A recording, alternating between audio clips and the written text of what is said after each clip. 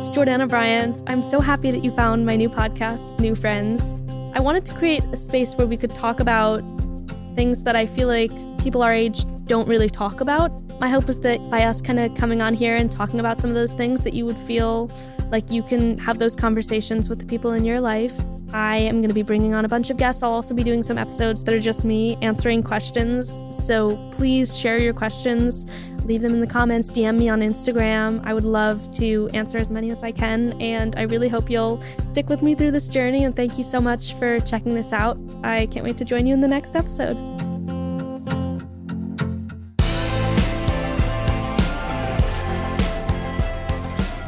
Welcome back to another episode of New Friends. I'm Jordana Bryant, and today we have a very special guest, a fellow Pennsylvanian, a super talented artist and writer, Skyler Lee. Hi. Thank you for joining, Skyler. Thank you so much for having me. Oh my gosh, I'm so glad that you could do it. I always love when I meet people who are also from Pennsylvania. I feel like there's just something in the water. I know we were talking about this when we grabbed coffee a few weeks ago. Right, I'm convinced there is. Maybe there's something in the water. But there's so many people, because who are we saying? We were saying Lizzie McAlpine is from she's from really Philly. Close by. Mm-hmm. Sabrina Carpenter is from my area. She's like a little bit south from me. Mm-hmm. She's from a town called Coopersburg. Yeah. Lauv is from really close by. Right, Amanda Seyfried. Yes, too. And who do we say? Bradley Cooper. Bradley Cooper, yes. Yeah. Also Taylor Swift, too. Taylor Swift. How could we forget queen. The OG? Absolute queen. And where did we meet again? Third and Lindsley? Yeah, we met at Third and Lindsley. It was what round were we there for? It was during Tin Pan South. Yes, like Zach Kale, Allison Veltz, that round? Yeah. No, was Allison playing? I think my friend Emily Wiseman. Yes. I think my friend Sarah Bears was also at that round. Was she really? I didn't know Sarah at that time. No, that or is she so funny. Or I think she was with me. She was with me, like coming with me to that round. You guys were so we're friends. wild. I did not know Sarah at that time, and you know what's crazy? My dad is friends with the husband of this lady who knew Sarah somehow. Wait, really? From California. And so she connected us. She's amazing. In a group chat, and she was like, "Hey, I know you guys are both in Nashville. You should write sometime." Isn't that wild? Literally, she's such a probably small one of my world. favorite collaborators. She's such a great lyricist. So. Okay, so we met there, and then we saw each other at this album release party. Yeah, that was like a year later, maybe. Yeah. Yeah. And then I texted you a few weeks ago, and I was like, one, we should so grab coffee, and two, will you approve my Raya application? Not Raya. I was like, I need more referrals. Man, I have had some crazy moments on Raya. Good things, crazy things, but it seems like quite a world. It's an adventure. I just want a little taste, a little dip in the pond. Did you ever end up getting on it? No. I think I need to email help@raya.com. I think you do. Be like, hi. I think you do. I think you missed my application. Every now and then I'll see Milo Manheim on there, and I'm just like, hey, buddy, how's it going? What's up? What's up? So casually, but that is so funny. So you moved to Nashville from Pennsylvania to go to college, to go to Belmont. Yeah, when I was, I think I always knew that I wanted to do something musically, ever since I was a kid. I was the kid that was known as oh, she's the girl that sings. Yeah. In my school. I literally would be singing in the middle of taking tests. And I remember I had my fourth grade teacher, so they called me up to the desk, and she's like, okay, Skyler, so you can't always be singing all of the time. That's amazing. But that was so kind of my sport, right? I felt the same thing. My brother would hate it, but I would just be singing while I was tying my shoes, doing homework. And I feel like you don't even realize it. Right. I'm so glad that I'm not alone. You're not alone in that aspect. No, I was literally the girl that would sing if you needed some girl to do a national anthem at the high school soccer game, I would be the one that would get pulled up. And I don't know. I was lucky enough that I had a good support system growing up too with my family and my parents. And I think they always just kind of knew that this was kind of what I was going to be doing in some way, shape, or form. So when I decided that okay, I need to like do the move for certain. And I was like, okay, the one way that I'm going to do that is probably college. So I remember I looked at Berkeley. I did a summer camp there when I was like 17. Really? Wait, the 5-week program? Yeah, the 5-week program. I did the 5-week program. Wait, when did you do the 5-week program? That is wild. When did I do it? 2021. Okay, yeah, that was after my time. I did it in 2017.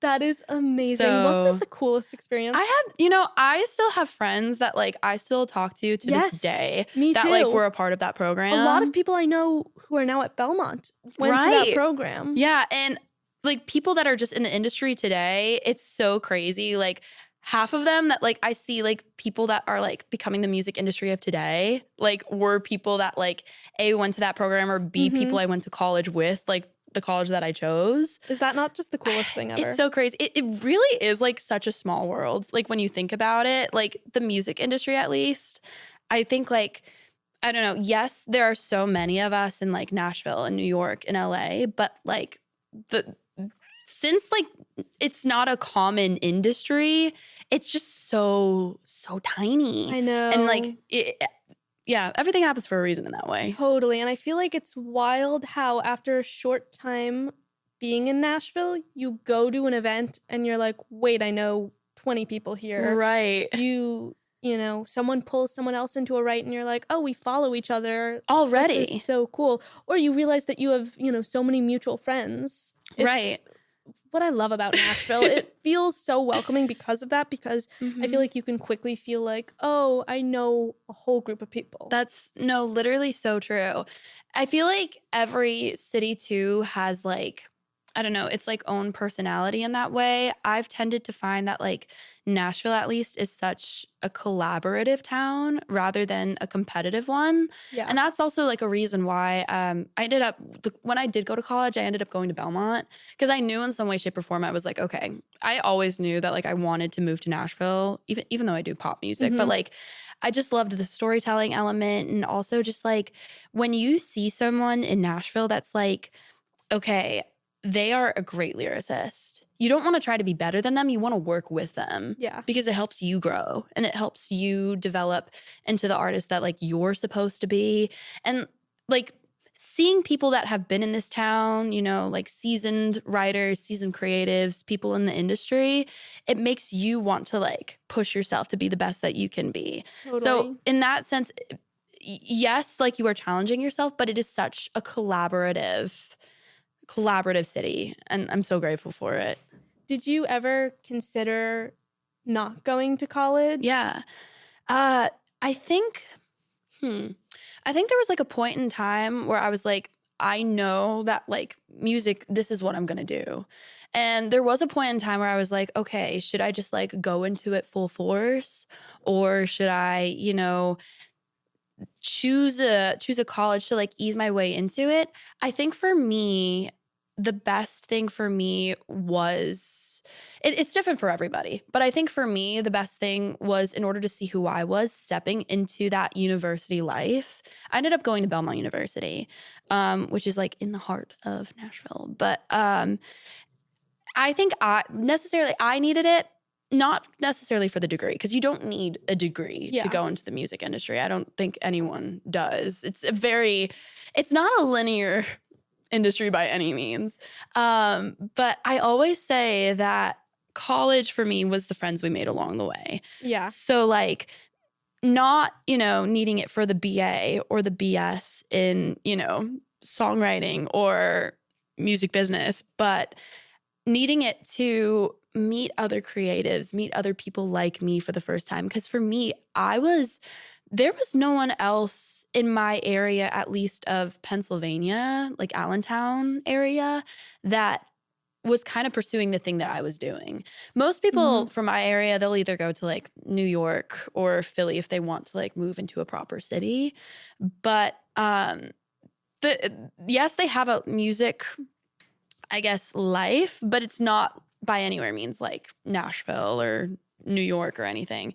So because it was kind of just like me, myself, and I was like, okay, I know nobody. Yeah. What am I going to do? So stepping into that college life and meeting other people who loved to write, loved to create, loved to just immerse themselves into this entertainment industry really helped me to open my eyes and decide like, okay, yeah, this is what I'm doing. This is who I want to be. This is my sound. This is my artistry. Let's go. So Totally. yeah. I love that.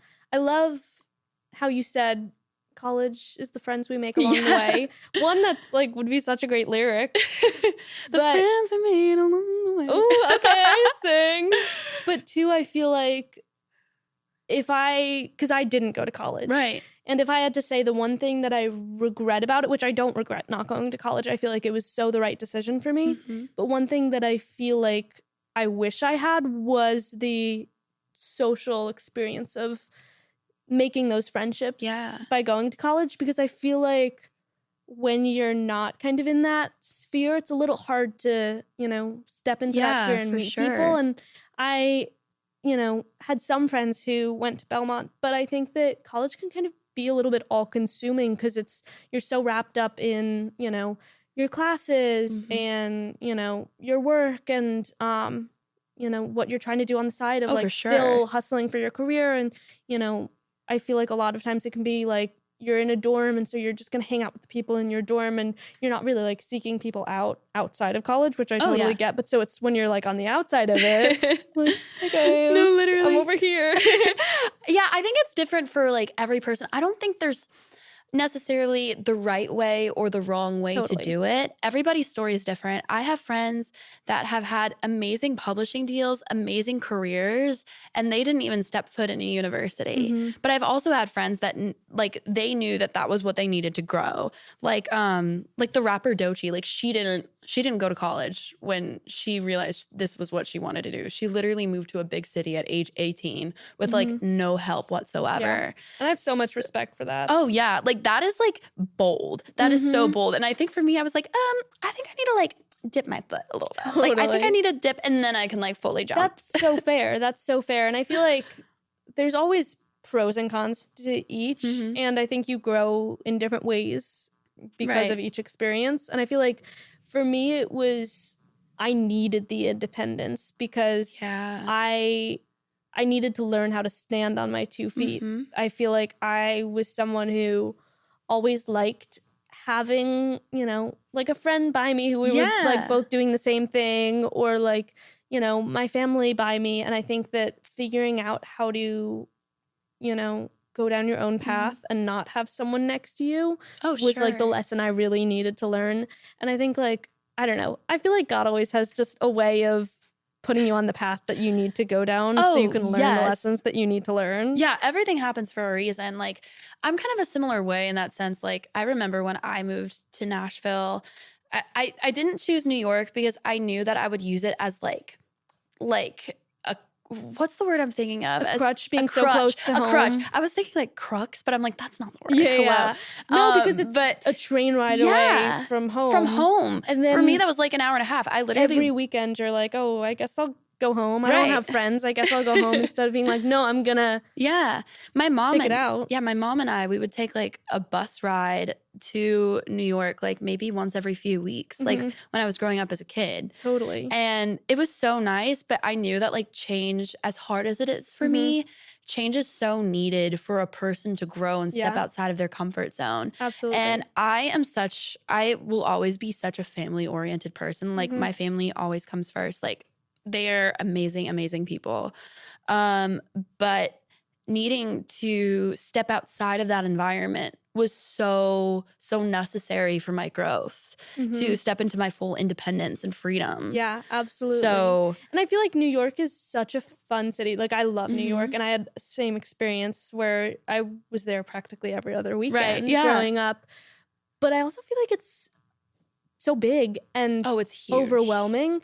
I mean, maybe now that I know it a little better, because my brother just moved to New York, and like he's in the West Village, which is just so cute. And like West Village and Soho and feel a lot more like residential, where you don't feel like you're being swallowed by the city. Yeah. But I feel like Nashville, wherever you go in Nashville, it all has that welcoming, like small townish vibe of where you're not like, wow, I'm so overwhelmed. There's so many people.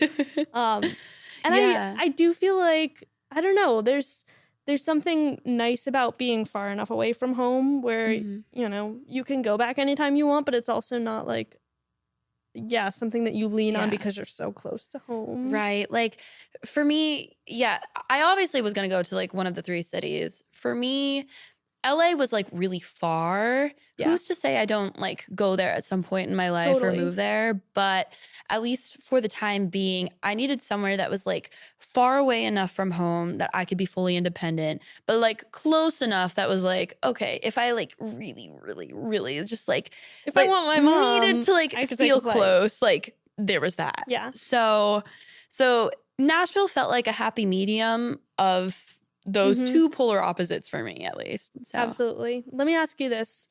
With being at college and also trying to pursue a career where you weren't necessarily going to have all the opportunities in your classes to advance your career as much as, you know, you would be by doing the things outside of class, how did you balance both? Because I feel like one of the pitfalls that I see some people fall into, especially at Belmont, is it can be easy to just do your classes. Right. And then you graduate and you're like, wait, how do I get into the industry? Whereas I feel like there's some people who so clearly find a way to do both at the same time, and they graduate and they're already crushing it because they've been, you know, focused on their career at the same time. How do you balance both? I think that is such a good question, because I feel like for me too, I was always someone that was like, I was an academic girly. I thrived off of academic validation for sure.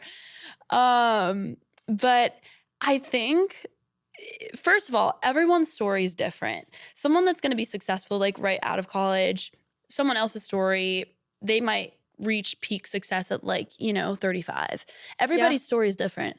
But I think in terms of like finding that success right after like you come from college, I think it's also like who you surround yourself with. You know what I mean? Surrounding yourself with people that are like-minded, goal-oriented, people that like have a similar drive as you, because that pushes you to be better too. And like not just like do the assignments or like, you know, sometimes it is so easy to have the label of being a student, you know, and like using that as a front to be like, okay, I'm doing music, but I'm also a student. Like I'm studying it, you know. There's a point in time in your life. I remember one of the first producers that I ever worked with in Nashville. I think I was like 19 at the time, but I remember him asking me like, okay, so like, what is it you want to do? Like what do you want to do? And I think I told him like, oh yeah, I'm an aspiring songwriter artist. He said, no, you are an artist. Yeah. You are a songwriter. You know, just because say, you know, this is maybe the first song you're putting out or this is the first time you're actually releasing stuff, that doesn't mean that you're aspiring. You're actually doing the thing. Yeah, for like sure. You're taking the first steps. So I think it's very mindful to think that like, okay, as you are like making these steps in life, boldly tell yourself like, okay, this is who I am. This is what I'm here to do. And don't make it smaller, you know, to be more digestible for someone also. You know, I think it's so important to give yourself that big space to be like, this is what I'm doing. This is what I want. Yeah. I feel like it's so hard. One of the things I've struggled with is when people ask me, oh, where do you want to be in 5 years? Oh, yeah. I have a very clear picture of the bucket list, you know, items that I have, the goals that I have. I want to be playing this venue, blah, blah, blah. But I get so hesitant to say it out loud because I feel like it sounds conceited, I guess. And it's not that I'm like, oh, I'm so good, so I will be doing these things. It's like, this is what I really want to make happen, and I'm going to work as hard as I can to make it happen. Yeah, I'm literally going to name drop this book because I'm in the middle of reading it right now. Okay, it's called The Artist's Way by Julia Cameron. Yes, I've heard of this. I haven't read it. Is it great? So good. But it like talks about these things on like, you know, being afraid of like being seen as selfish for like wanting to create and like wanting to have this lifestyle that you've always dreamed for yourself. It also talks about like good like ways to like set like your goals, like where do you see yourself in 5 years and like all that. But a big thing too is like you have these like desires in your heart for a reason. you wouldn't have had them, you know, any other way. Like, you know, if, you know, say you wanted to go into like another industry, like, I think a big thing is that when you are going into music, like, you need to like be bold, and like, you can't be afraid to like be small, you know, because being small is like what's gonna like hide you and like, you know, dull yourself down. Like, there are so many incredible things about you, and like, don't be afraid of like letting those things like lose their glimmer. 100%. I also, going back to one thing that you said about like loving academic validation, I am the same. And I feel like being in a career like music, which there are so many other careers like this where you don't really get validation, it's a long path, and you can be working for years and not really seeing the progress. I feel like it's something where, I don't know how you feel, but I feel like it's hard to find that validation. And I think that in some ways for me, and I would love to know your experience, social media became such a crutch of validation. These are the only numbers I'm seeing. And before I used to, you know, get a 90 on a test. Awesome. Like, I did great. 95. Great. Like, you know, you're seeing progress, and the only numbers that you can find, you know, are these social media followers and likes and comments. And what does it even mean? But it can be so easy to become dependent on those as the signs of your progress or your worth. Oh, yeah, for sure. I think being someone that, you know, growing up, I thrived off of that validation. Yeah. You need to have such a thick skin going into this industry, and in time, it does develop your sense of self-worth. Absolutely. But there was a friend of mine the other day that said something along the lines of, there is a difference in, you know, hearing the phrase never give up versus actually like doing the thing, like actually never giving up as you are stepping into music, or honestly, like any creative field, acting, media, and literally anything. Because, you know, maybe like you'll meet, like, say you meet your idol like when you're a kid or something, or like your most aspiring, the person that you want to be, and they always say like, oh, the biggest piece of advice that like I tell you is to like never give up. And you're like, okay, I'm like not giving up, but like once you kind of like stand on your own 2 feet, sometimes it's so hard to receive that validation back. Like when you're doing things, like sometimes, you know, if I had $1 for every time like I heard from a publisher, like, oh yeah, there wasn't anything wrong, keep going. And like, there's nothing, you know, after that, like you have to keep going, because your drive, your willpower to like do the work is the thing that's going to keep you going. Absolutely. Like, you got to know that you have this thing that makes you different. Nobody else has what Jordana has. Nobody has what Skyler has, or anybody for that matter. It's a matter of, you know, it's like, okay, I see that in myself, and it's only a matter of time before other people do too. I think that's so true. And my mom and I were talking about this earlier. We had seen a video of, she had sent me this video of Chapel Roan that she saw on Facebook playing Pink Pony Club in 2020. Oh my gosh, I love that video. She had already written the song. Was the same song, I think, as, you know, the song now that's blowing up. And it was like the only difference is just, you know, continuing to work hard and trust that it will work out. And my mom was like, well, what about, you know, the songs that we know, that we hear that aren't good? You know, do you just keep working hard and, you know, you'll still be successful with those? And I'm like, honestly, yeah. We've heard so many songs on the radio, how many? You know, on Spotify, of artists that are crushing it right now that you're like, I don't really love that. And maybe the key to it is truly just continuing to believe in yourself and investing the time. Yeah, I think that's also like the creative in you too. Like having that, there's like so many times when I'll hear on the radio, I'm like, why did they use that hook? I totally would have done it this way. Yeah. But that's also like, that's the analytical songwriter in us. Yeah. But I showed that video, that Chapel Roan video to my dad not too long ago. He's such a chaperone stan. Really? It's so funny. That's iconic. He will be like screaming phenomenon like in the car. That's King. so funny. But all that being said, like those people, like they worked hard to get to where they wanted to be. Like everybody calls like an overnight success, like, oh, they became so brilliant in the course of like one day. That's not how it works. They say Nashville's like a 10-year town. Yeah. You keep plugging away, keep writing, keep meeting people, keep releasing stuff if you're an artist, keep, you know, writing for other people if you're a writer. Like keep doing what you're doing and you will see the benefits of that in time, but it's gradual. It's not like this like peak thing that happens in the span of like a week.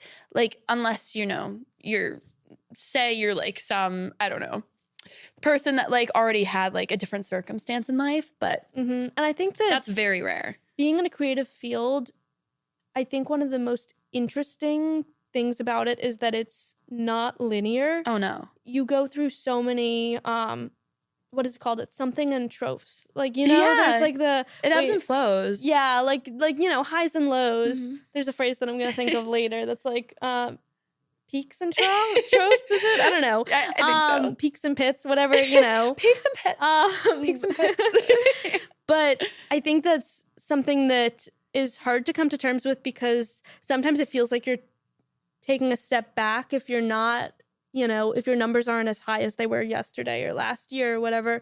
But I think it's really, you know, being proud of those moments and also finding the fulfillment in the creative side of it, of, you know, what you would be doing regardless of whether you were finding success or not. I think if you're going into a creative field, it's because you love what you're doing. Exactly. And just like leaning into that as much as possible. Yeah. One thing, growing up, one thing my dad always told me is that I actually got a TikTok about this the other day, but this is something that like he's always thought since like he was a teen.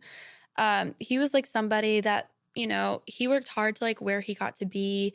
I think when he went to college, like he only had like $5 to his name that his mom gave him. And one was like actually like give his dog food. But he worked hard to where he is now. But one thing he always told me was like, just know that like everything in life is temporary. Everything.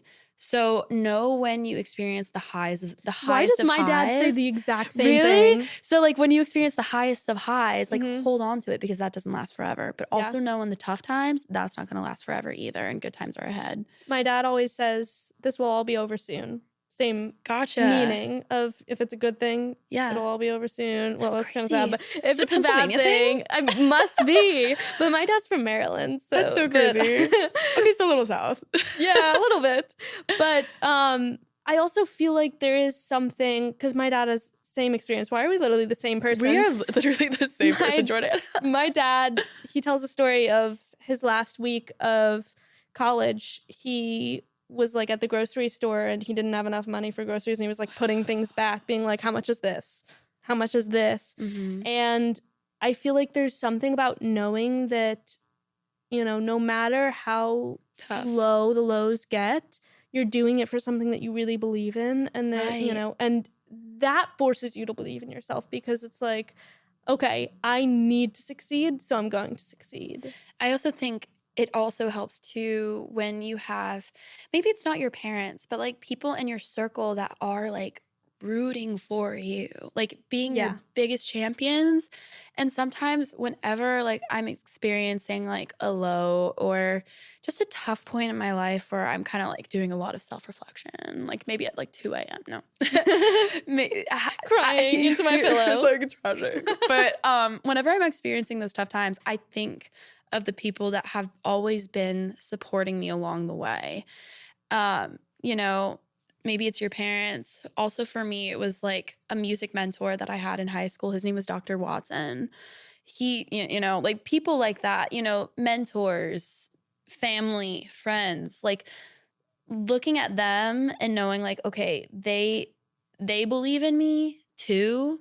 But also if you don't have that too, like like I said, like having that sense of worth in yourself, like that's going to take you far too. So like remembering the people that love you absolutely is so important. Also too, like thinking of the people that like maybe like they thought something like petty about you and you're like, okay, fine, I'm gonna like do it in spite of them, you know. But mostly the people that support you. Mostly the people that support you, but a little bit the people that don't.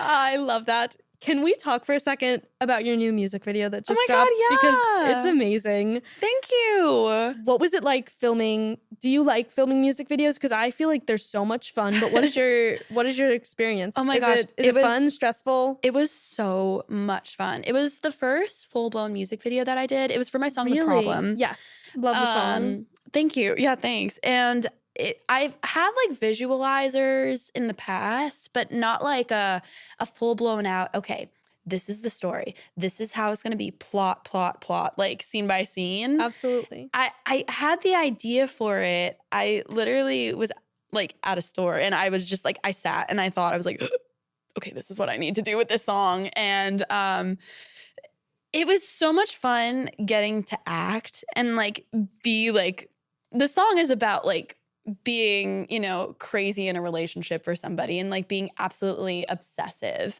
you know, and being like, okay, like I'm not a maniac, but maybe there's something that like I need to like work through. I love the self-reflection. It's about being unapologetic about it too. But it was so much fun getting to delve into a character that like you necessarily wouldn't otherwise play.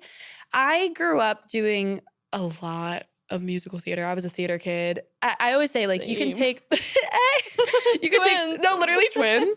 But like I always say you could take the girl out of theater, but you can't take the theater out of the girl. Like so true. that is the everything of like who I am. And I think if you're creative, for most of us, we enjoy, while we might be doing music, we kind of enjoy everything creative. Oh, for sure. So it's fun to get to step into something in a different sphere of the creativity. Yeah. I remember like I had a tough time growing up. I was like, okay, do I want to do music or do I want to do acting? I mean, I always loved music and kind of knew that was going to be my thing.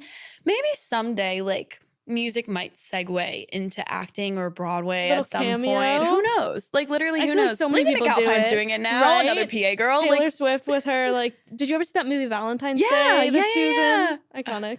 Literally such a good movie. I know. But yeah, maybe in time. But getting to do that music video and getting to work with such visually creative people and fun and talented actors too, and getting to bounce off of them and improv and oh man, it was so much fun. I probably haven't had that much fun in such a long time, other than when I'm in the studio actually like creating something awesome. Getting to like step outside of yourself and do a piece of work that is bigger than yourself too there's something about it that is so like out of body, and then you look back on it and you're like, whoa, that actually happened. I love that. So that is so special. I had so much fun. Highly recommend for anybody that, you know, if they want to make a music video one day. That's amazing. Do it with your friends. Do it with the people that you love. Well, everyone check out the music video on YouTube. And where else can everyone hear your music? Yeah, you can hear my music on Spotify, Apple Music, Amazon Music, pretty much where all music can be streamed, iTunes. I love it. But yeah, you can also follow me on Instagram at Skyler Lee Music, YouTube on Skyler Lee, Twitter. X Threads. And like occasionally Facebook, but I'm more of an Instagram and TikTok girly. Fair. So like so Skyler Lee Music across all socials. I love that. Well, Skyler, thank you so much for coming on to another episode of New Friends. Thank y'all for watching. So much fun. We gotta hang soon. I know, right? So much fun. I feel like we're practically the same person. I agree. And I'm so happy we got to chat more. No, literally. Thank you so much. Oh my gosh, thank you for being here, and thank y'all for watching. And make sure to like, subscribe, and follow on Instagram for more episodes.